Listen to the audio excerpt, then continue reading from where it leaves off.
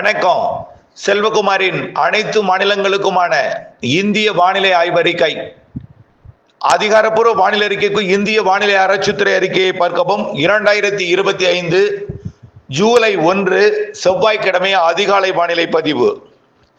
வானிலை அமைப்பு: ஒடிசா, மேற்கு வங்கம் இடைப்பட்ட கடற்கரையோர வளிமண்டலத்தில் நீடித்துக் கொண்டிருந்த காற்றழுத்த தாழ்வு நிலை பகுதியாகி ஒடிசா, மேற்கு வங்கம் வழியாக உள்ளே பீகார், ஜார்க்கண்ட், உத்தரப்பிரதேசம், மத்திய பிரதேசம் வழியாக மேற்கு நோக்கி நகர புறப்பட்டிருக்கிறது.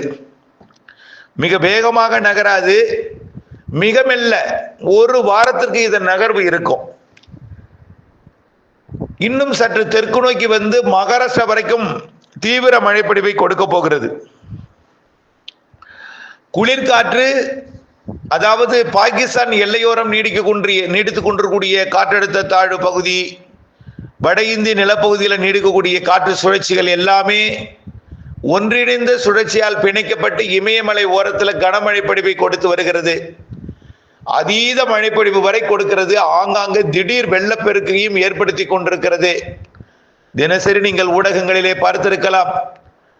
இமாச்சல் பிரதேசத்தில் மேகவெடிப்பு மழை, உத்தரகாண்டில் மழை, இமயமலை அனைத்து சுற்றுலா தலங்களுமே தடை விதிக்கப்படக்கூடிய அளவிலே மழை பொழிவு பொழிந்து வருகிறது.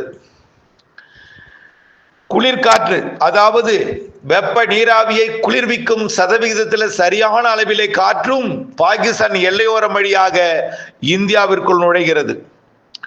தற்பொழுது எங்கெல்லாம் மழைப்பொழிவை அதிகமாக கொடுத்து வருகிறதுன்னு பார்த்தீங்கன்னா, பாகிஸ்தான் எல்லையோர மாநிலம் பஞ்சாப், அதாவது பாகிஸ்தானிலும் வெள்ளப்பெருக்கு. பல்வேறு பகுதிகளில் பாகிஸ்தான்ல பருவமழை தொடங்கியதுமே வெள்ளப்பெருக்கு. லாகூர்ல வெள்ளப்பெருக்கு. பஞ்சாப் மற்றும் டெல்லி, குவாலியர், அகமதாபாத், மகாராஷ்டிராவோட நாக்பூர், ஏன் தெலுங்கானா வரைக்குமே, ஹைதராபாத்தோட வடக்கு பகுதி தெலுங்கானா, விசாகப்பட்டினம், ஸ்ரீகாகுளம், விஜயநகரம் உள்ளிட்ட ஆந்திர பிரதேசத்தோட வடக்கு பகுதி, ஒட்டுமொத்த ஒடிசா, சத்தீஸ்கர், பீகார், ஜார்க்கண்ட், மேற்கு வங்கம், உத்தரப்பிரதேசம், மத்திய பிரதேசம், வடகிழக்கு மாநிலங்கள் எல்லாமே வெளுத்து வாங்குகிறது மழை. இந்த மழைப்பொழிவு தொடரும் 20 நாட்களுக்கு என்று ஏற்கனவே அறிவித்திருந்தோம். இப்ப உள்ள சூழலை பார்க்கும் பொழுது மழை இப்பொழுதைக்கு முடிவுக்கு வருவதாக தெரியவில்லை. வட மாநில மழை, வட மாநிலங்கள்ல மழைப்பொழிவு கொடுத்து கொண்டிருக்கிறோம். அதே வேளையில 2ஆம் தேதி நாளையிலிருந்து கேரளாவிலும் தமிழ்நாட்டின் மேற்கு தொடர்ச்சி மலைப்பகுதிகளிலும் தென்மேற்கு பருவமழை தொடங்கி இருக்கிறது. மீண்டும் தமிழ்நாட்டில் வெப்பச்சலன இடிமழை பொழிவு, மாலை இரவு இடிமழை பொழிவு வரக்கூடிய 2ஆம் தேதி நாளை புதன்கிழமையிலிருந்து தொடங்க போகிறது. தெற்கு கர்நாடகா, தெற்கு ஆந்திர பிரதேசம், தமிழ்நாடு மற்றும் கேரளாவிலே புதுச்சேரி, காரைக்கால், மாஹே, ஏனாம் போன்ற பகுதிகளுக்கும் நாளையிலிருந்து மழை பொழிவு.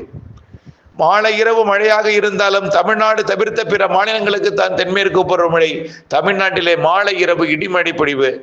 கேரளா எல்லையோர தமிழ்நாட்டிற்கு தென்மேற்கு பருவமழை, அணைகள் நீர்பிடிப்பு பகுதிகளுக்கு தென்மேற்கு பருவமழை அது நாளையிலிருந்து தொடங்கி இருக்கிறது.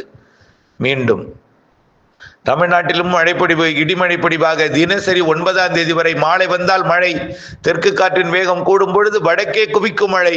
வடகடலோரம், வடவுள் மாவட்ட பகுதிகளில் தமிழ்நாட்டிலே நல்ல மழைப்பொழிவை கொடுக்க போகிறது. இது ஒருபுறம் நடந்து கொண்டிருக்க, ஏற்கனவே தொடங்கிய மழை வாரக்கணக்கிலே நீடித்துக் கொண்டிருக்கிறது. இந்த மழை மாத கணக்காக மாறப்போகிறது எனலாம். நாளை என்னாகும்?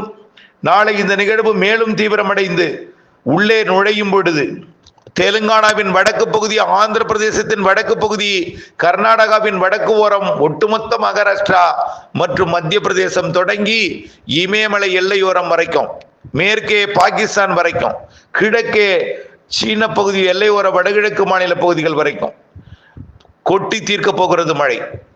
ஒதுக்கி ஒதுக்கி பெய்தாலும் மலை பகுதிகளில் சில இடங்களிலே குவிக்கும் மழையால் மேகவெடிப்பு மழைப்பொழிவெல்லாம் காத்திருக்கிறது. இது எங்கும் எப்பொழுதும் எந்த இடத்திலும் திடீர் கனமிக மழைப்பொழிவை கொடுக்கலாம். அதன் அடிப்படையில் இன்றைக்கே உள் மாநிலங்களில் மழைப்பொழிவு தீவிரமடைய போகிறது.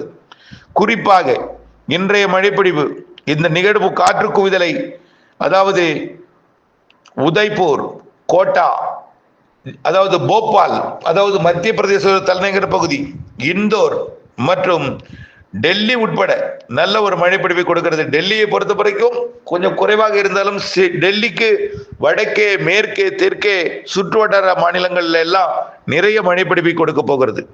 குறிப்பாக மத்திய பிரதேசம் மற்றும் மகாராஷ்டிரா இடைப்பட்ட பகுதி வழியாகத்தான் இந்த காற்று குவிதல் கூடுதலாக நடைபெறும். நிகழ்வு ஒருபுறம் இருக்கும்.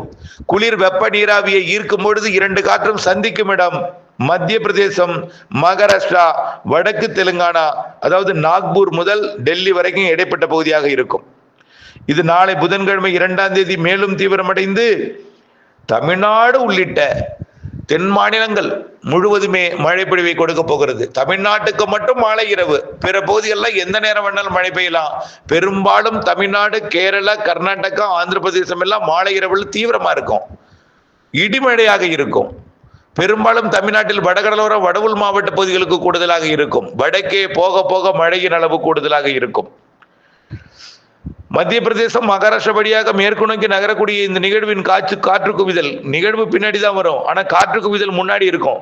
அதனால ஜெய்ப்பூர், ஜோத்பூர் மற்றும் அகமதாபாத் மற்றும் பகல்கே, கோத்கி போன்ற பகுதிகள் எல்லாமே நிறைய மழைப்பொழிவை கொடுக்க போகிறது. குவாலியர், டெல்லி, உத்தரகாண்ட், ஏன் இமாச்சல் பிரதேஷ், சண்டிகர், பஞ்சாப் இதெல்லாம் மிக கனமழை பொழிவை கொடுக்க போகுது. மழை பொழிவு மேற்கு நோக்கி முன்னேறினாலும் நிகழ்வு மெல்லத்தான் நகரும். இதனால உடனடியாக ஒடிசா, மேற்கு வங்க மழை விலகாது. உடனடியாக சத்தீஸ்கர், பீகார், ஜார்க்கண்ட், வடக்கு ஆந்திர பிரதேசம், வடக்கு தெலுங்கானா, மத்திய பிரதேசம், உத்தரப்பிரதேசம் மழை உடனடியாக விலகாது. மிக மெல்ல நகர்வு நீடித்து நின்ற மழைப்பொழிவை கொடுக்க போகிறது. நாம ஏற்கனவே நீண்டகால அறிக்கையில் அறிவித்தபடியே மழைப்பொழிவு வட மாநிலங்களிலே பாதிக்கும் மழைப்பொழிவை ஏற்படுத்தி கொண்டிருக்குது, இன்னும் ஏற்படுத்த போகிறது. அரபிக்கடலோரம் கன்னியாகுமரி முதல் குஜராத், பாகிஸ்தான் எல்லையோரம் வரைக்கும் நல்ல மழைப்பொழிவை கொடுக்க போகுது. கன்னியாகுமரியை விட வடக்கே நீலகிரி மாவட்டத்திற்கு இன்னும் கூடுதல் மழையை கொடுக்கும். நீலகிரியை விட வயநாடு, குடகுக்கு இன்னும் கூடுதல் மழையை கொடுக்கும். வயநாடு, குடகை விட மங்களூரு, உடுப்பி போன்ற பகுதிகளுக்கும், அதை விட கார்வார், சோக்பால்ஸ் மற்றும் கோவா பகுதிகளுக்கும், அதை விட ரத்னகிரி பகுதிக்கும், அதை விட மும்பைக்கும், அதை விட குஜராத்திற்கும் மழைப்பொழிவை கொடுக்க போகிறது. ஆக நல்ல மழைப்பொழிவு வடக்கே போக போக மழைப்பொழிவோட அளவு கூடும். ராஜஸ்தான் மற்றும் குஜராத் இடைப்பட்ட பகுதிகளுக்கு வரக்கூடிய நாட்களிலே நல்ல மழைப்பொழிவு காத்திருக்கு. இந்த நிகழ்வு உள்ளே மழைப்பொழிவை கொடுத்து கொண்டு சென்றாலும் அடுத்த நிகழ்வு 9ஆம் தேதி உருவாக போகுது.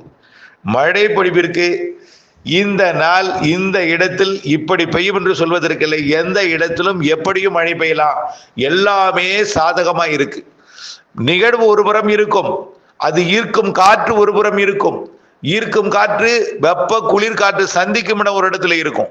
உதாரணத்திற்கு ஒடிசாவில் இருக்கக்கூடிய நிகழ்வு மேற்கிலிருந்து குளிர்காற்றை இருக்கிறது, தென்மேற்கிலிருந்து வெப்ப நீராவியை கடலிலிருந்து இருக்கிறது. இரண்டு காற்றும் சந்திக்கும் இடம் குஜராத், மகாராஷ்டிரா, மத்திய பிரதேசத்தில் நடைபெறுகிறது. நிகழ்வு இருக்கும் இடம் ஒடிசா, மேற்கு வங்கம். ஆகவே நிகழ்வு ஒருபுறம் இருந்தாலும் இரு காற்று இணை ஒருபுறம் இருந்து நிறைய மழைப்பொழிவை வரக்கூடிய நாட்கள்ல குறிப்பாக வட மாநிலங்களுக்கு நிறைய மழைப்பொழிவை கொடுக்க போகிறது.